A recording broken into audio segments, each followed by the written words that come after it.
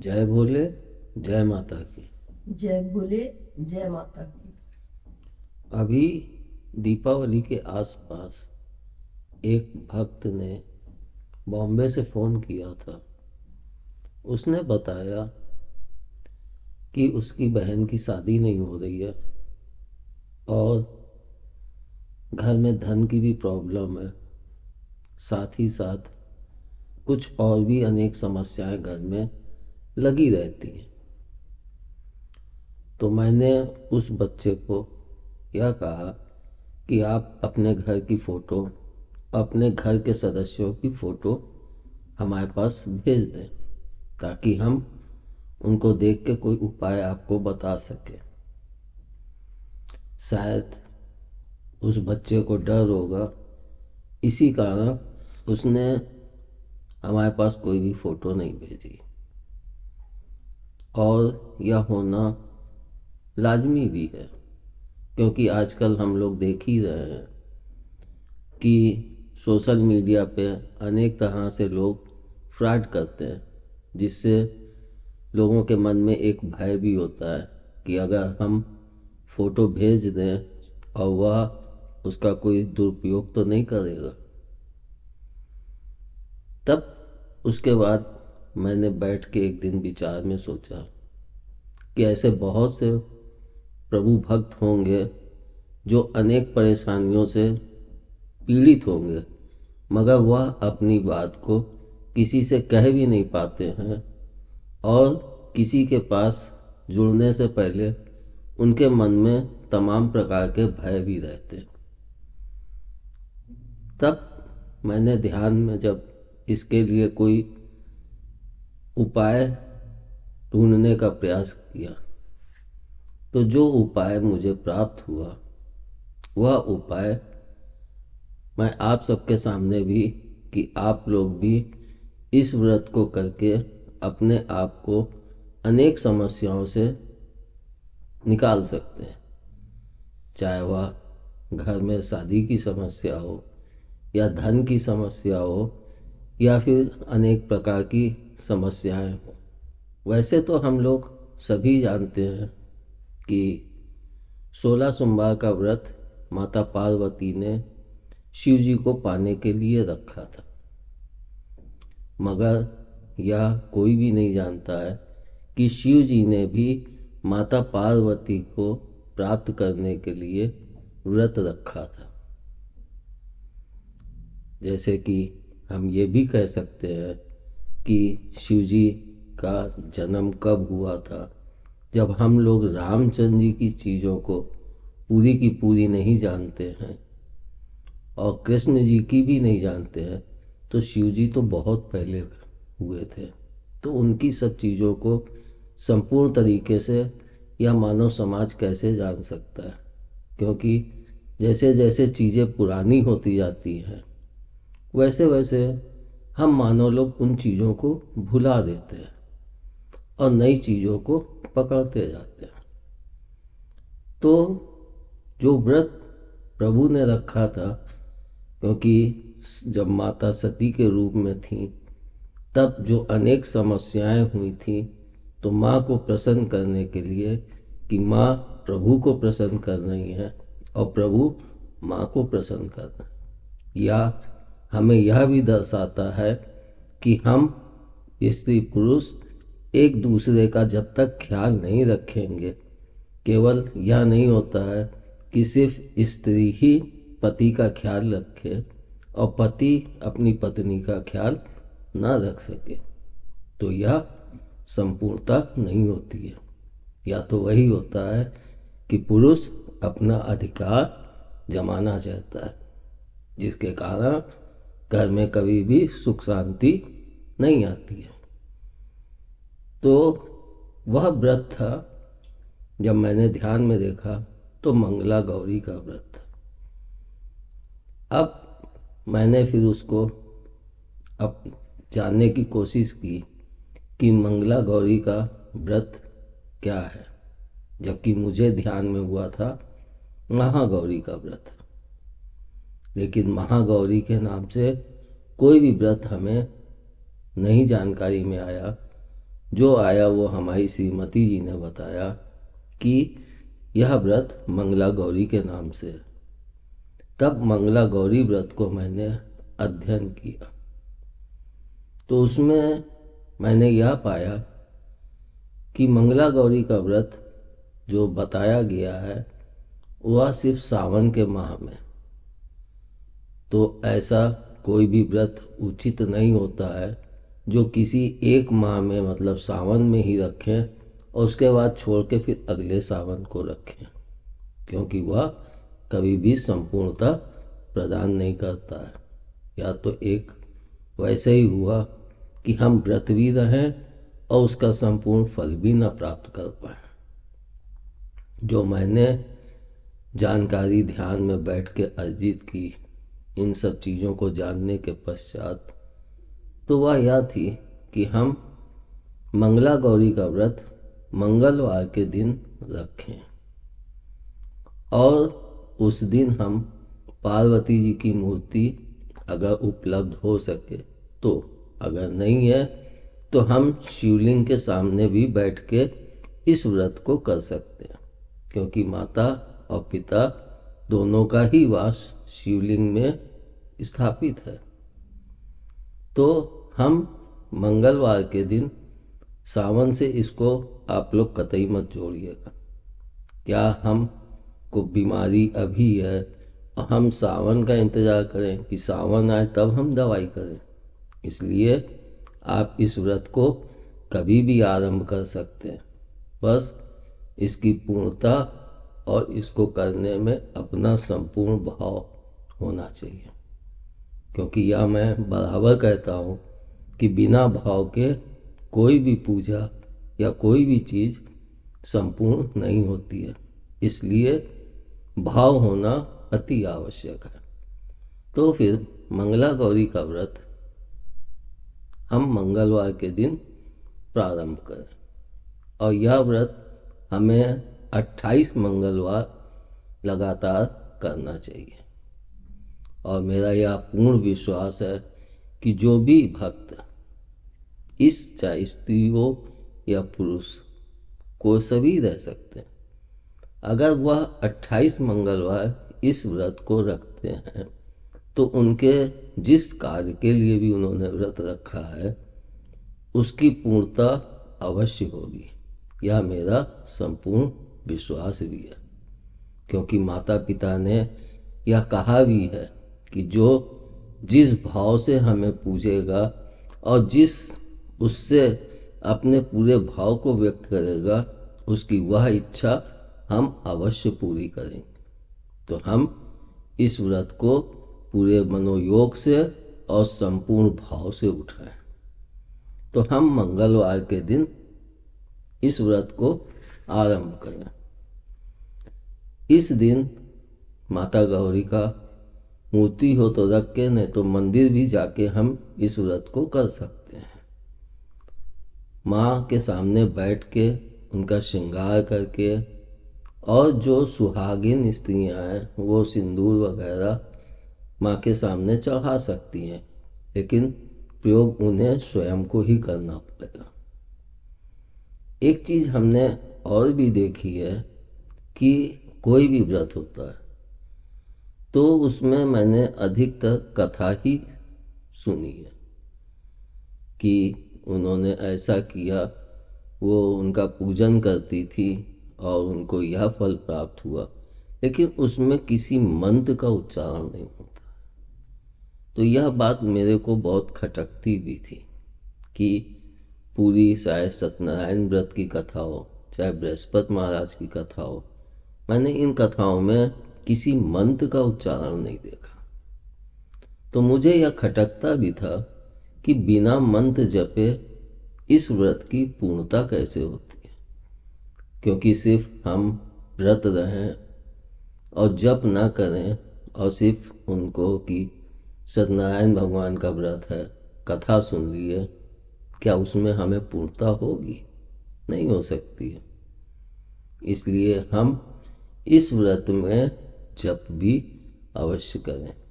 वैसे तो मेरा कहना यही होगा कि कोई मंत्र तो नहीं है, तो हम सिर्फ ओम श्री मंगला गौरी नमो नमः का जप बैठ के माता के सामने कर सकते हैं, जिससे हमें लाभ, एक तरह से जो लाभ मिल रहा है वह तो मिलेगा, जप करने से हमें बोनस भी प्राप्त होगा। तो हम इस मंत्र को बैठ के माँ के सामने करें।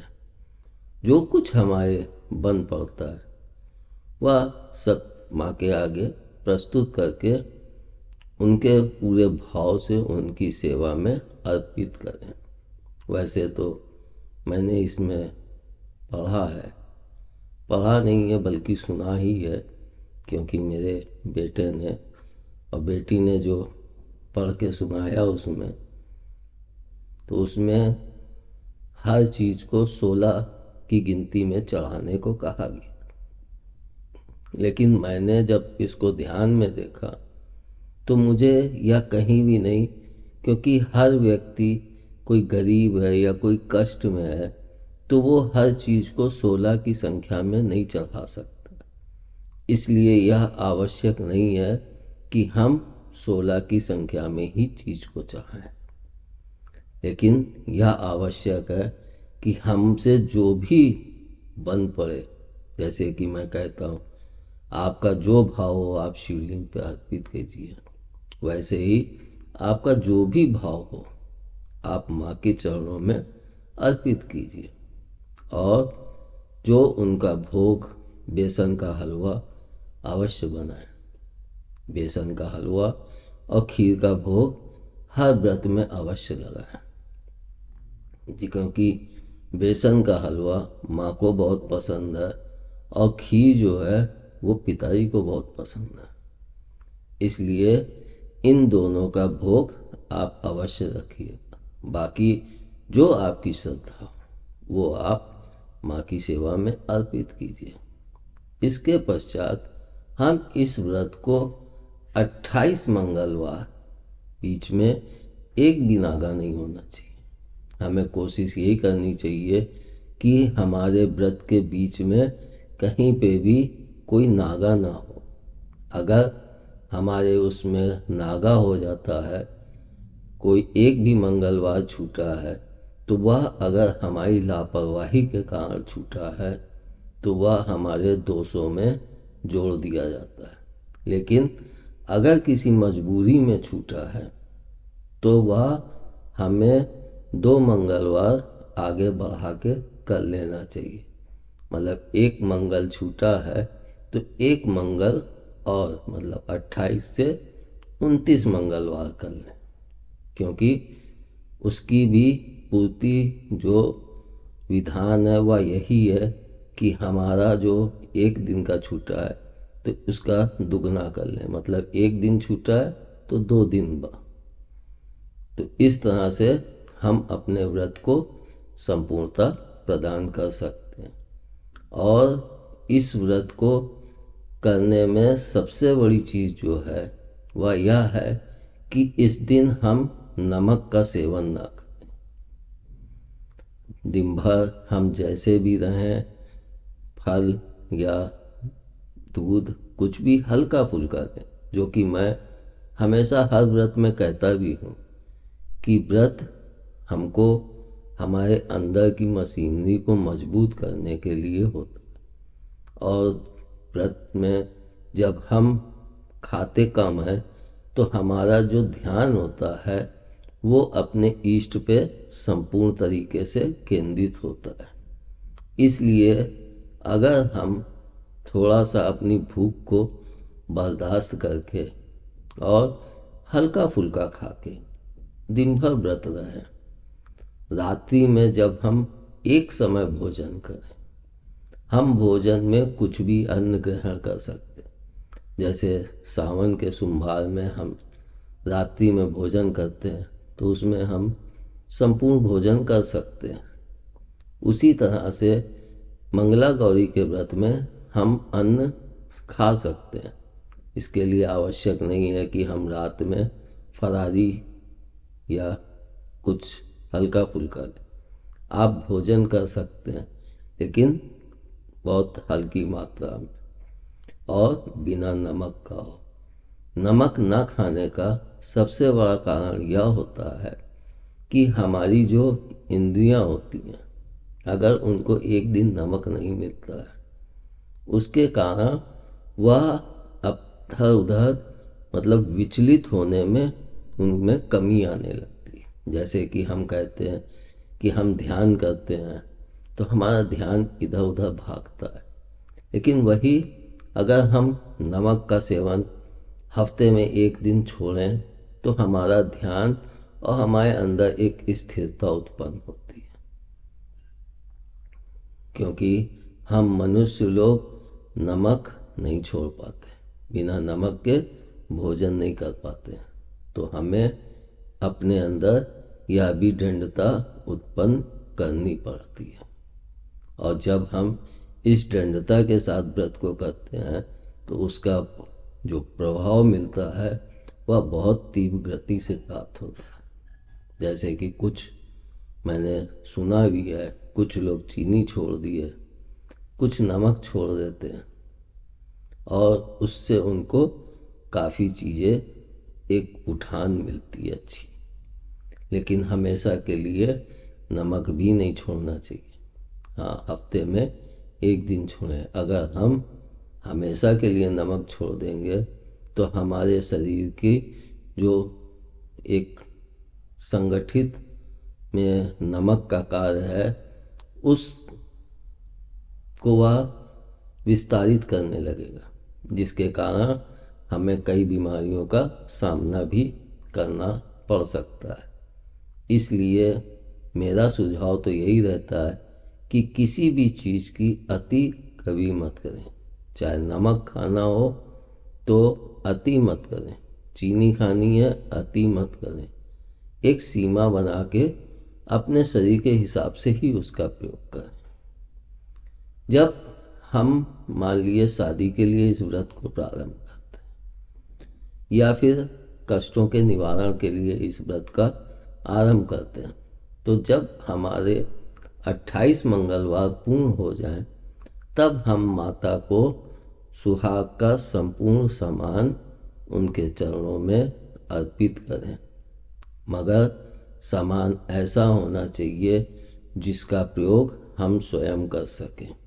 अगर हम अपने प्रयोग के लिए लाएंगे और तब अगर हम उसको किसी को देते भी हैं तो वह बड़े खुशी से उस सामान का प्रयोग करेगा।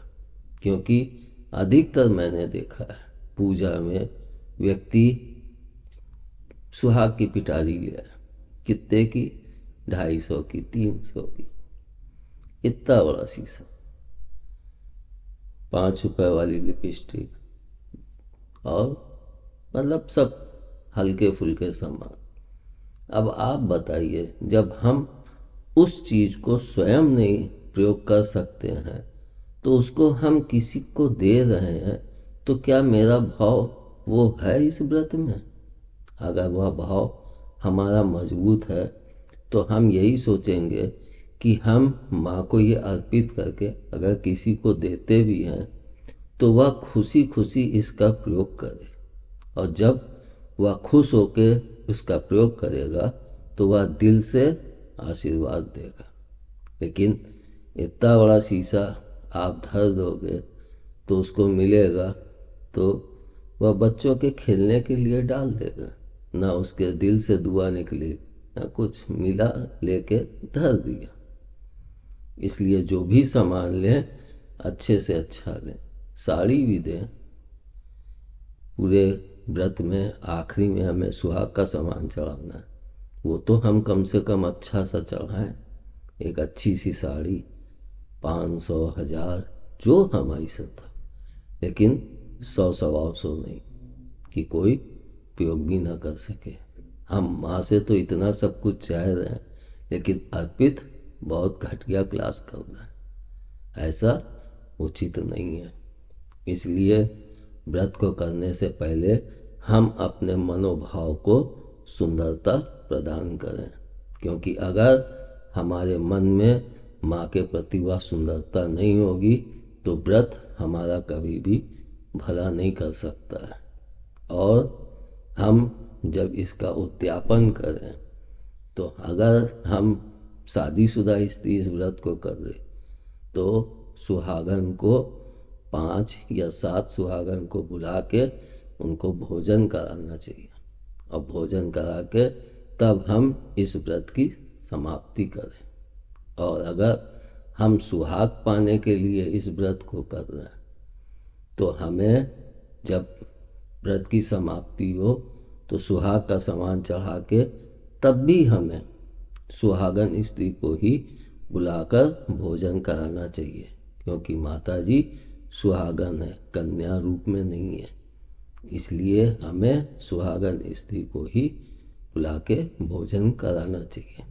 और व्रत के पश्चात जो भी हमने माँ को अर्पित किया है उसमें से कुछ अपने प्रसाद के लिए रखें, बाकी किसी गरीब या उसको हम दे दें ताकि वह उन चीज़ों को प्राप्त करके और प्रसन्न होकर हमें दिल से आशीर्वाद दे। अगर कोई दिल से आशीर्वाद देता है तो वह आशीर्वाद बहुत फल देता है। जैसे कि हम कहते भी हैं कि किसी को इतना चोट मत पहुंचाओ कि वह दिल से उसके हाय निकले, क्योंकि हाय सब कुछ जला डालती है। और किसी को इतना भी वो मत करो कि वह दिल से अपना आशीर्वाद भी ना दे सके। इसलिए ऐसी चीज़ दो कि दिल से वह आशीर्वाद दे और हमारे व्रत की भी पूर्णता हो सके। एक चीज़ मैं आप लोगों से और भी कहूँगा कि हम इस व्रत को जब भी करें तो अपने भाव को पूरी तरीके से माँ के चरणों में अर्पित करें और उस दिन हम दिन भर माँ के नाम का जप करते रहें। जैसे कि हमारे सभी ऋषि मुनि कहते भी हैं कि नाम जप से बड़ी चीज़ कोई नहीं है। और सभी कहते हैं हमें ध्यान लगाना चाहिए। भजन एक अलग मार्ग है, लेकिन नाम जप भजन में भी होता है और हम ऐसे बैठ के भी नाम जप करते हैं। मतलब जप हमें अति आवश्यक है। इसलिए हम कुछ नहीं, कोई और मंत्र मैं नहीं जानता, क्योंकि मेरे एक आम मानव हूँ। मैं आपके चरणों में बैठा हूँ, आपसे मैं यह अपनी इच्छा व्यक्त कर रहा हूँ और मुझे कुछ नहीं आता है, तो मैं सिर्फ ओम श्री महागौरी नमो नमः का जप करें और दिन भर हम माता गौरी या जो भी हमसे बन पड़े उसका उच्चारण करते रहें। व्रत आरंभ करने से पहले हमें प्रार्थना अवश्य करनी चाहिए, क्योंकि प्रार्थना में बड़ा दम होता है।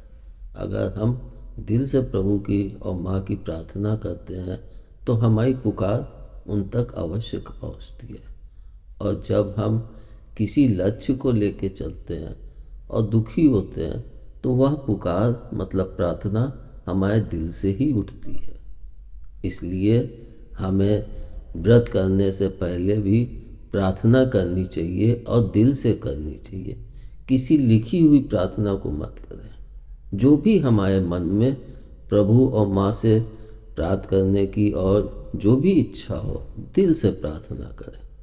और जब हम व्रत की समाप्ति होती है मतलब पूजा की समाप्ति, तो आखिरी में भी हमें क्षमा प्रार्थना करनी चाहिए। क्षमा प्रार्थना में भी हम ये हे माँ, हे जगत जननी, हमसे जो भी इसमें गलती हुई हो तो एक बच्ची समझ के हमारी गलती को आप क्षमा कीजिएगा, क्योंकि हमें भी इस व्रत की संपूर्ण जानकारी नहीं है। इसलिए माता, जो भी हमसे गलतियां हुई हैं उन पे ध्यान न देते हुए और हमें अपना आशीर्वाद प्रदान कीजिए। और मैं यह पूरे विश्वास के साथ कहता हूँ कि 28 मंगलवार पूरे होते होते आपकी समस्या का निवारण अवश्य हो जाएगा। लेकिन एक चीज़ का ध्यान हमेशा रखिए कि गलत चीज़ को लेके कभी मत बैठिएगा। अगर आप कोई चीज़ गलत सोच के और उसके निवारण के लिए बैठते हैं तो उसका दुष्प्रभाव भी आपको भोगना पड़ेगा, क्योंकि इस पृथ्वी पे कोई भी चीज़ हमेशा के लिए स्थिर नहीं रहती है। जो भी इस चीज़ पृथ्वी पे उत्पन्न हुआ है एक दिन उसका विनाश अति आवश्यक है। इसलिए हम अपनी श्रद्धा को इस व्रत में पूरी तरह से लगाएं।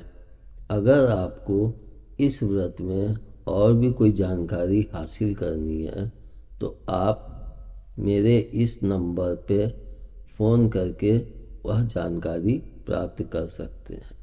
इसके लिए ना आपको फ़ोटो भेजने की आवश्यकता है ना कुछ भी करने की, सिर्फ जानकारी लेके अपने कार्य को पूरे अच्छे से संपादित करें।